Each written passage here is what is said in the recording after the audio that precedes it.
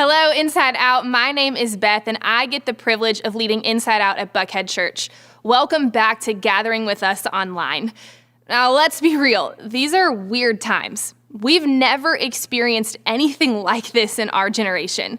Right now, we're living through a time that will be written about in history books, which is pretty crazy to think about. And now, I don't know about you, but in my personal life, I'm finding it to be pretty fitting that we're in a series about prayer right now. Both my husband and I are working from home, and we have a tiny one-bedroom apartment. We have nowhere to go to get away from each other. Our gyms are closed, and just like you, our small groups aren't meeting in person. We can't really hang out with our friends much, and we have no sports to watch on TV. We could use some prayer right now that we don't end up killing each other through all of this. And chances are you're starting to feel the same about your family. You've been stuck in your house away from your friends for a little while now, and chances are you're starting to feel it.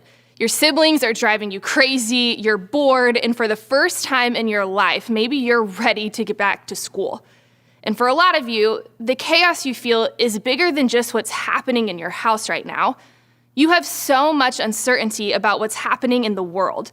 There may be people in your life that you are genuinely worried about. It's possible that you're overwhelmed with how much of your life seems up in the air right now. You don't know how all of this is going to affect your high school graduation or prom. Some of you are frustrated that trips you had planned are canceled and your spring break isn't going to look anything like you thought it would. And right now, more than any time I can remember in my life, the future seems so unclear. And when we face times like this, it seems to be a common thing for people to turn to prayer. Praying seems to comfort people. And while it's common in times like this to see more and more people talking about praying, I think a lot of us find ourselves wondering, can prayer really change things?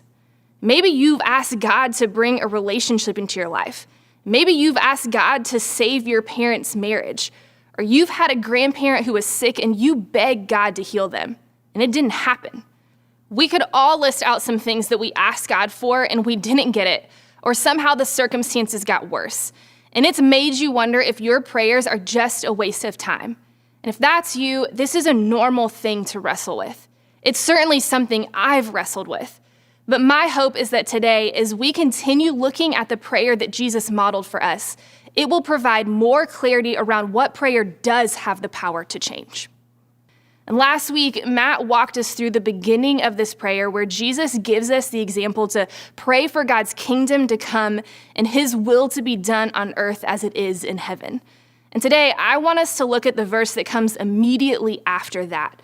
It just simply says, "Give us today our daily bread," which seems like such a random thing to pray, but Jesus' original audience knew he was referring to an Old Testament account when the Israelites had to flee from Egypt to head to the Promised Land.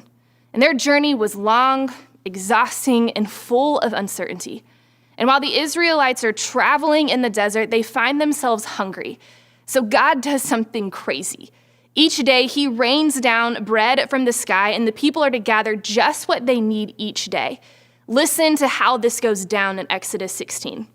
The Israelites did as they were told. Some gathered much, some little. And when they measured it by the omer, the one who had gathered much did not have too much. The one who had gathered little did not have too little. Everyone had gathered just as much as they needed. Then Moses said to them, "No one is to keep any of it until morning." However, some of them paid no attention to Moses. They kept part of it until morning, but it was full of maggots and began to smell. So Moses was angry with them. Each morning, everyone gathered as much as they needed, and when the sun grew hot, it melted away.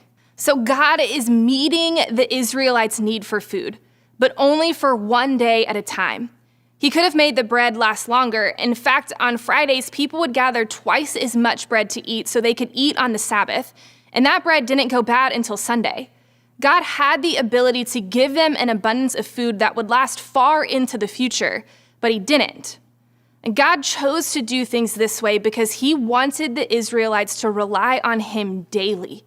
The Israelites' faith and trust in God grew each day as he followed through with his promise to provide for them.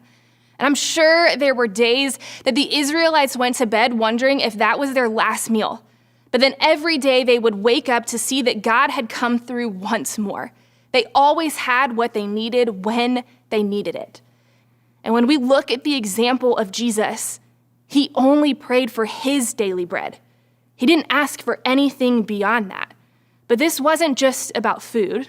It was about praying for what he needed God to follow through on for that day. Nothing else. He knew that his faith required a daily reliance on God to meet his needs. And this can be really hard to do because it forces us to take our eyes off the future and just think about today. And I don't know about you, but I can spend a lot of time worrying about the future. And right now, it's so easy to worry about what's ahead. We can easily find ourselves worrying about if things will get worse before they'll get better. But even on the days when life seems normal, it's so easy to find ourselves worrying about the future. If you're a senior, you probably just found out where you're going to college. And depending on what that decision was, you may find yourself worrying about a future that is unclear. You may find yourself worrying about whether or not you'll get married or have children one day. There may even be times where you don't really know what it is that you're worried about, but you're just worried about the future. And it's normal if you worry about the future, but if we're not careful, worry over the future can paralyze us. I mean, imagine how the Israelites felt as they fled the most powerful country in the world for an unknown destination across a desert. I'm sure they felt so much uncertainty about what was ahead of them. When we're in a similar position and fear of the future is leaving us paralyzed, what do? It seems like Jesus wants us to address that fear every time we pray. When we pray the way that Jesus prayed and ask God to give us our daily bread, it begins to do something in us. Just like the Israelites began to find a daily dependence on God to provide just what they needed for that day, it will begin to do the same for us. And I'm sure that over time, the Israelites grew to trust that God would always show up and be faithful. Their hearts began to shift, and so will ours. Because prayer always changes our hearts. There's something healthy about admitting that we are not in charge of our future, but we know the person who is. He is in control of our future, and we have the opportunity to talk to him anytime we want. The truth is, prayer does change things, but it doesn't always change what we want it to change. Prayer always changes our hearts, and it might change our circumstances. And there's nothing wrong with praying about your future. You should pray about the future of our world. You should pray about what you're going to do after high school or whether or not marriage is in God's future plans for you. However, it is so much more helpful to break down those big worries into daily prayers that allow us to trust God to give us what we need today. So what do you need God to provide today? Is it peace? Is it clarity to make a decision? Is it patience? Is it hope?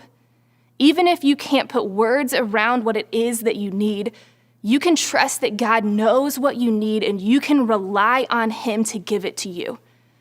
You can trust God with your future and you can trust him to give you what you need today.